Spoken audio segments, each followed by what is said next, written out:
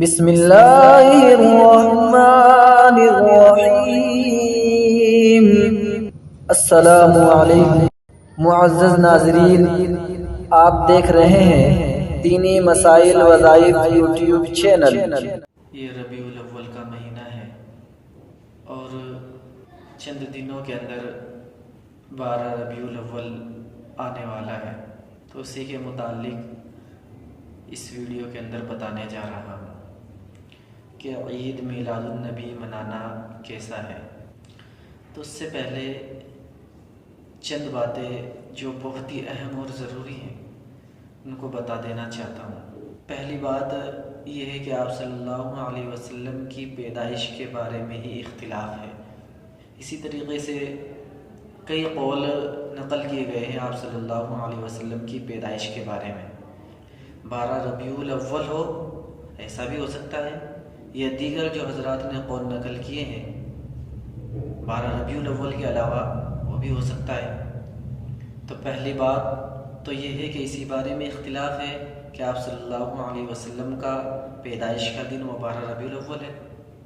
دوسری بات، آپ صلی اللہ علیہ وسلم حدیث شریف کے اندر آتا ہے پیر کے دن روزہ رکھا کرتے تھے۔ آپ صلی اللہ علیہ وسلم سے پوچھا، یا اللہ کے رسول صلی اللہ علیہ وسلم آپ پیر کے دن روزہ کیوں رکھتے ہو؟ تو آپ صلی اللہ علیہ وسلم نے ارشاد فرمایا کہ پیر کا دن میری پیدائش کا دن ہے۔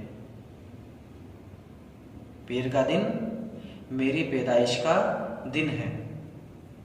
تو آپ صلی اللہ علیہ وسلم نے اپنی پیدائش کے دن روزہ رکھا ہے، اور روزہ اور عید دونوں جمع نہیں ہوتی۔ جس دن عید ہوتی ہے اس دن روزہ رکھنے کو سخت منع کیا گیا ہے۔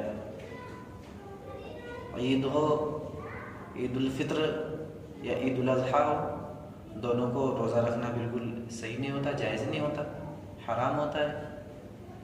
اور آپ صلی اللہ علیہ وسلم نے پیر کے دن یعنی اپنی پیدائش کے دن روزہ رکھا ہے۔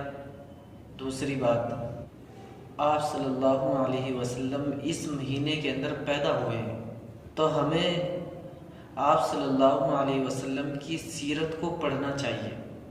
اصل اور صحیح طریقہ یہ ہے، اگر ہم عید میلاد منانا چاہتے ہیں، اور جس طریقے سے ایک رسم ہے، رواج ہے کہ کتابیں پڑھی جاتی ہیں، کتابیں بھی وہ پڑھی جاتی ہیں جو ایسے ہی بازار سے خرید لی جاتی ہیں، ان میں یہ نہیں پتہ ہوتا کہ یہ باتیں صحیح ہے یا نہیں ہے۔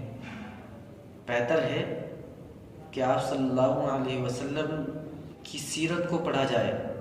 آپ کا نام کیا تھا، آپ صلی اللہ علیہ وسلم کو نبوت کب ملی، آپ صلی اللہ علیہ وسلم کتنے سال مکے میں رہے، کتنے سال مدینے میں رہے، ان چیزوں پر غور کیا جائے، ان کو پڑھا جائے۔ یہ آپ صلی اللہ علیہ وسلم کی پیدائش کے دن کا اصل تقاضا ہے کہ آپ صلی اللہ علیہ وسلم کے بارے میں ہمیں پورا معلوم ہونا چاہیے۔ ہمیں یہ پتہ چل گیا کہ آپ صلی اللہ علیہ وسلم 12 ربیع الاول کو پیدا ہوئے ہیں، تو اس کا تقاضا یہ ہے کہ ان کے بارے میں ہمیں ہر بات معلوم ہونی چاہیے۔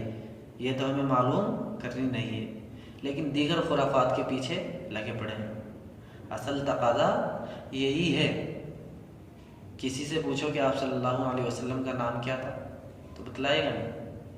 یہی پاس میں ہریانہ کا ایک علاقہ ہے، اس کے اندر جانا ہوا، وہاں کی ایک بستی سے گزر ہوا، نام کے مسلمان، کلمہ تک نہیں جانتے۔ بات چیت ہوئی، میں نے پوچھا کلمے کے بارے میں، انہوں نے کہا کلمہ تو آتا نہیں ہے، سلام کا جواب تک دینا نہیں آتا۔ آپ صلی اللہ علیہ وسلم کا نام کیا تھا اور کتنے نام آپ کے رکھے گئے، آپ کی کتنی بیٹیاں تھیں، آپ کے کتنے بیٹے تھے، آپ کی کتنی اہلیہ تھی، ان چیزوں کے بارے میں جانا جائے، یہ بہتر طریقہ ہے۔ آپ صلی اللہ علیہ وسلم اس مہینے کے اندر پیدا ہوئے۔ 12 ربیع الاول کو اگر بالفرض مان لیا جائے کہ آپ صلی اللہ علیہ وسلم کی یوم پیدائش 12 ربیع الاول ہے،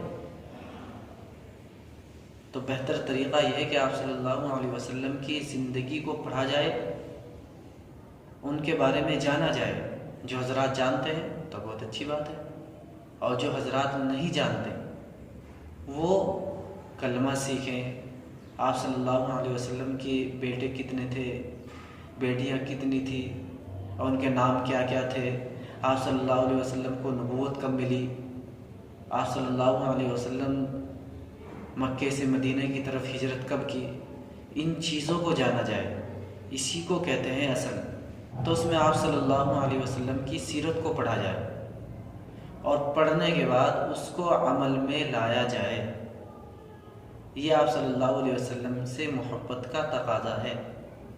آپ صلی اللہ علیہ وسلم سے محبت کا تقاضا یہ ہے کہ آپ کے بارے میں پڑھا جائے، آپ کے بارے میں معلوم کیا جائے، آپ کی کیا سیرت تھی، پھر اس پر عمل کیا جائے۔